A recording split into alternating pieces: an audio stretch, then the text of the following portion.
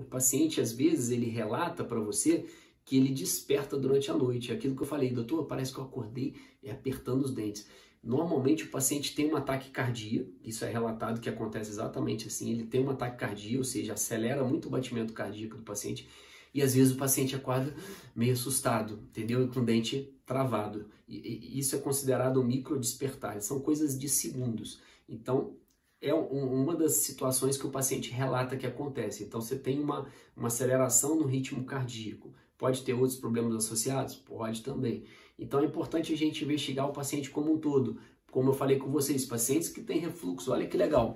Você imagina, você vê que o paciente tem desgaste dentário, você vai colocar uma placa para controlar o bruxismo desse paciente. E você nem sabe que tipo de placa usar. E o paciente tem um refluxo. E esse bruxismo está protegendo ele do refluxo.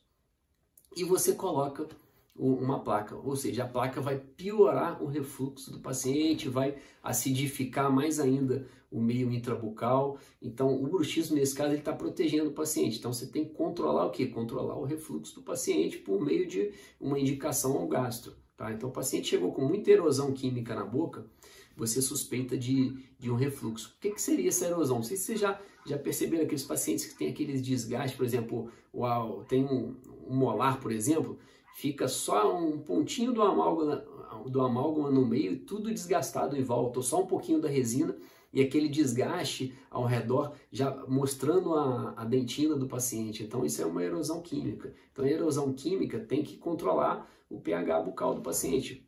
Provavelmente o paciente está tendo um refluxo. E naquela outra situação que eu falei com vocês, o paciente, você vai colocar uma placa no paciente porque o paciente está com desgaste. E o paciente, na verdade, ele tem uma apneia obstrutiva. E o paciente, quando tem apneia obstrutiva, falta oxigenação para ele. E o organismo, o sistema nervoso central fala, ó, está acontecendo alguma coisa errada. Movimenta essa mandíbula para um lado, para o outro, toca nos dentes, para ele voltar a respirar, voltar a ter oxigênio. É o que acontece. Aí você vai, movimenta a mandíbula, aperta o dente, range o dente, faz movimentos excêntricos para voltar a ter a respiração normal. E você vai e coloca uma placa para controlar esse apertamento.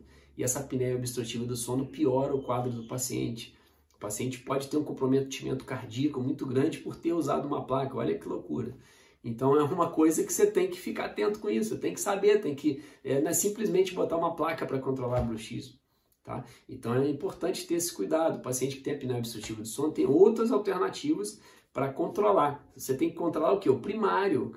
O que é o primário? É a apneia obstrutiva. Então, ou você usa um CPAP, ou você usa um aparelho de avanço mandibular. Tudo isso a gente vai falar nesse curso.